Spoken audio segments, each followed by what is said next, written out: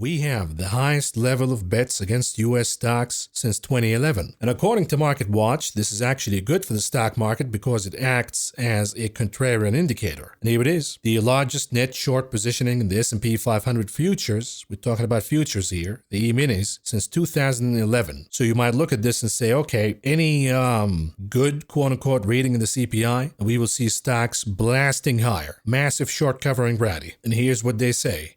Traders are growing increasingly confident that U.S. stocks are headed for a sell-off, but history shows the opposite is more likely, according to an analysis by one macro strategist. Speculative traders are more bearish than any time in the last decade, according to the latest release from the Commodity Futures Trading Commission's weekly Commitment of Traders report, which tracks futures market positioning in a number of currencies, commodities, and U.S. equities indices. Net short bets by non-commercial traders in the S&P 500 E-mini futures have swelled to 321,459 contracts as of April 4th, and this is the largest level since October of 2011. Donnelly, this is the analyst, highlighted 6 periods since 2000, where positioning in the E-minis became notably stretched to the downside. During 4 of those periods, the signal turned out to be bullish indicator, meaning that stocks were higher 6 months to 1 year later. And this is what they show us. So you got case number 1 at around 2006, where traders went short, but the equities market rallied all the way till 2008. And then you got at phase number 2, this is when the shorts got it right. They went net short and then the stock market crashed. Case number 3 at around 2011, net short, and this is due to the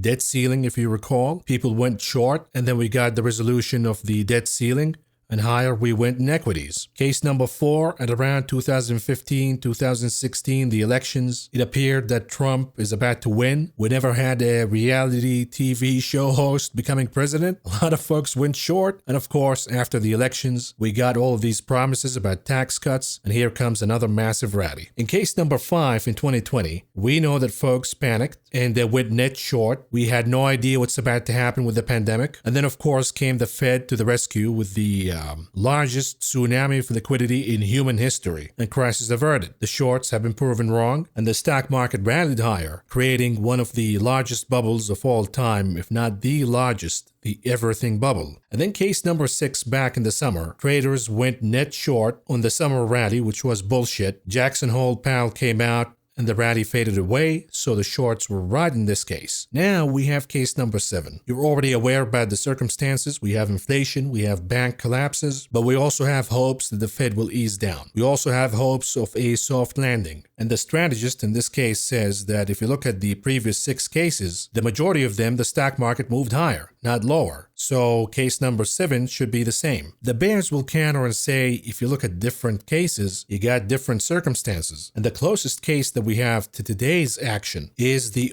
07 case. Case number 2. And here you have the rebuttal by Kevin Smith. He says, not so fast. Relative to open interest, it is actually the largest hedge fund short position since right before the top of the market in 07, which shows that this is not a reliable contrarian indicator at all. What if the shorts got it right this time around? They got it right before. They got it right in 07, and they only got it right in previous episodes because the Fed intervened, the debt ceiling crisis was over, and the fears about Trump presidency were overblown. Of course, the case of 05-06, you can argue that the shorts were too early. They started shorting and looking at things. I mean, Michael Burry, the big short, who's famous now, he shorted back in 06, so he was early too, but he got it right all in all. Now, my 2 cents in this debate is we have to follow what the market is doing right now in terms of flows. If the bulls say follow the trend is your friend, sure, the macro doesn't look pretty good, but Maverick, you gotta follow what the market is feeding you right now. Otherwise, you're gonna miss out. Well, according to BFA, when we look at clients' inflows and outflows, in the last week alone, we have seen massive outflows out of the stock market, specifically out of large caps. So you got a lot of clients who took profits from the large cap rally. Now, the bulls might look at this and say, yeah, but they're just afraid. Maybe they're wrong. Well, if they're wrong, then how come they've been proven right? Are we talking about when they bought large caps in the beginning of the year, and we saw large caps rallying? So they were right back then, but they're not going to be right now? I don't think so. I think you got to stick to one story. If they were right in buying the stock market year to date, specifically the large caps, and now they're selling, then the assumption should be they're right. They're booking profits. They're predicting ahead of time what's about to happen to large caps, which is, hey, aside from the CPI and the Fed, we got earnings, folks, and these large cap companies rated significantly higher. A lot of them are trading at 25 plus price to sales ratio. A lot of them trading above 15 price to earning ratio. Will earnings justify these kind of valuations? The clients right now are saying, I'd rather take profits and not take a shot and roll the dice through the CPI, but most importantly through earnings. I think this outflow is stage number 1 for a sell-off.